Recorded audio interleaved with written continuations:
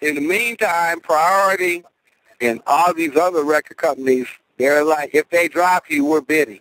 So I think Priority won the bid. They came in with $300 million. Then Time Warner Chappell said, well, you know what? That's the record company. We still want the publishing. So they offered Death Row $300 million for publishing. So now that made them worth $600. They had already made like $100 million. Then when Pac's album dropped, that probably made them worth $1 billion. And Priority, I heard, won the bid.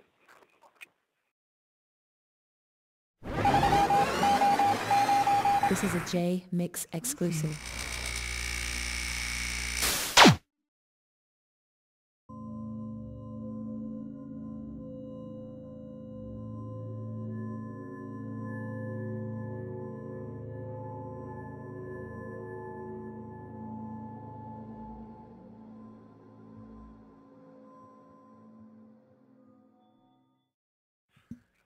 Is there any truth to the fact that Suge Knight used to carry $1 million around in a briefcase? And I ain't never seen him with no briefcase.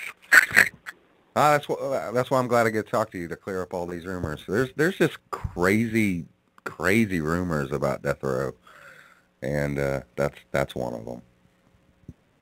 Yeah. Well, it's like okay, one of my best friends and business partner, he's also my lawyer, Brett Lewis.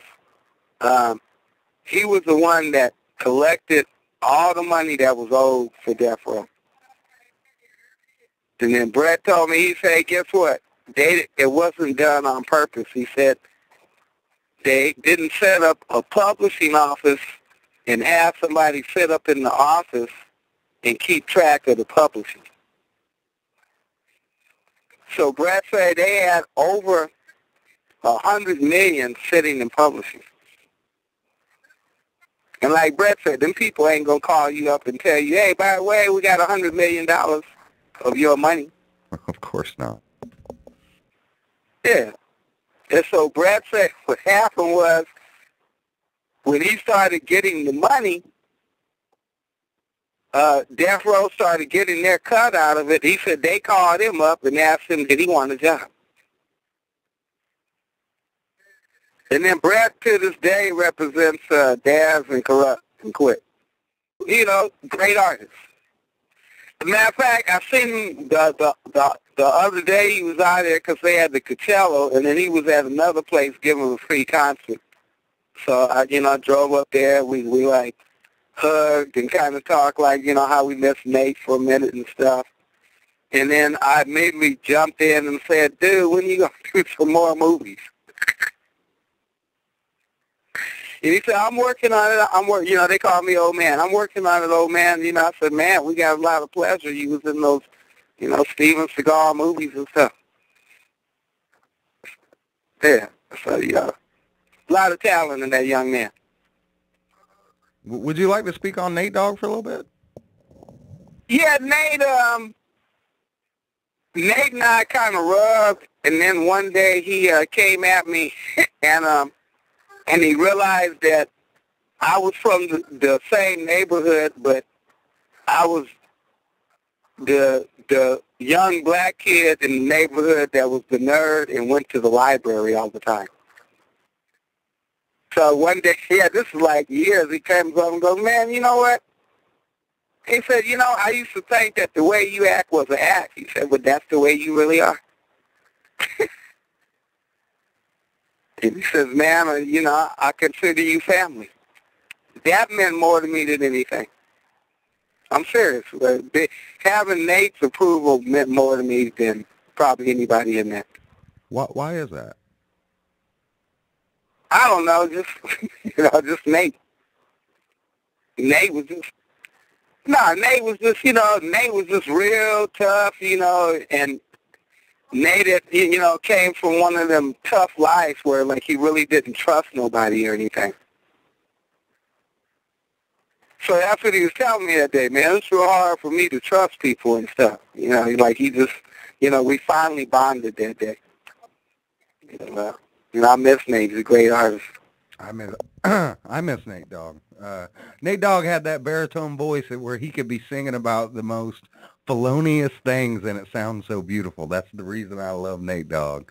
You almost forget what he's singing about. Oh, yeah, and then same thing. Nate come in there, knock that stuff out one take. Give me another. Sing one track, give me another track. Then he through. Did he ever talk about the incident where he was attacking somebody with a golf club? I think it was in the Beef documentaries.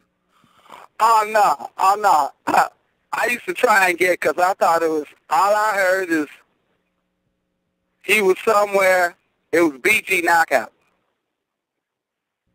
All I heard is they got into it, and they say Nate would b.i.g knockout with a golf club, up the stairs, down the stairs, all through the house. There is video of it. Have you seen the video? I know it's pretty funny. Oh, yeah, let me say this, too. Let me say this. I found this out. They never started, Death Row never started anything. They were finishers. That's what I found out. You talking about? They really never, yeah, no, all those incidents that you heard, somebody jumped up in their face. We don't have to put this on there, but the whole Bad Boy thing, it started with Jake Robles, didn't it? Yeah. Yeah. Yeah. How do you feel? I mean, how do you want to speak about it? I know he's in the industry, and I don't want to ruin your reputation. You want to speak on Puffy? I've never met him, so, you know, there's nothing I can say about him. All I know is a few things. When it came time to do and that's another reason why they made me chief engineer. When it came time to do the Source Awards, Dre called me and said, Big Rick, we got to do the Source Awards tape. So then I said, well, why don't we use the Pro Tools? So Dre goes, Pro Tools? He goes, I always heard about that. I said, well, you know, I'm going to bring it up here because I had my own Pro Tools company back then. And I brought it up there, and Dre said, you sure this thing works? And I go, dude, I staked my career on it. So he thought it was going to take 2 weeks. It took us like maybe 3 or 4 days. And, you know, Dre, the way Dre works, it's like working with a rock artist. You know, catering comes, he caters for the crew. He's a real nice guy. So you introduced Pro Tools to Dr. Dre. Yeah. That's great. That's great, man. So anyhow, so we did so. Dre comes back, and then I said, how'd it go? And he looked at me, he said, Big Rick, I ain't going out with him no more. I said, what? Then he told me all the shenanigans. He say first, he say Suge came down there with Mary J, Casey, and JoJo and walked to the front and announced that he wanted everybody to clear the first 2 rows. Like, get up, because I'm sitting down here. So Dre said that started a lot of mess. Then Dre said that the Dogg Pound skit, it looked like they were coming out of jail, but before they came out of jail, they had these pit bulls and stuff, you know, the guards. Dre said they were walking around backstage, and all the people were intimidated to come out their dressing rooms because of the pit bulls.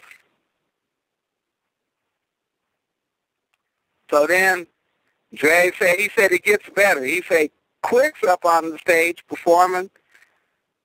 Some dude in the audience he don't like, so he said, Quick said something to the point like, you know, I could have been your friend, but instead I end up being your daddy, and this dude just... I said, what? Dre said, I ain't going. Then he say, Suge got up, made the famous speech. Come to death row, right? So they say Puffy's backstage screaming. Man, who do you think he is? Oh, woo, woo, woo. He said just about then, Suge walks up and hears Puffy say he was playing with him. He, like, grabs him and, like, what you gonna do, little man? And they said that's what started that whole shit.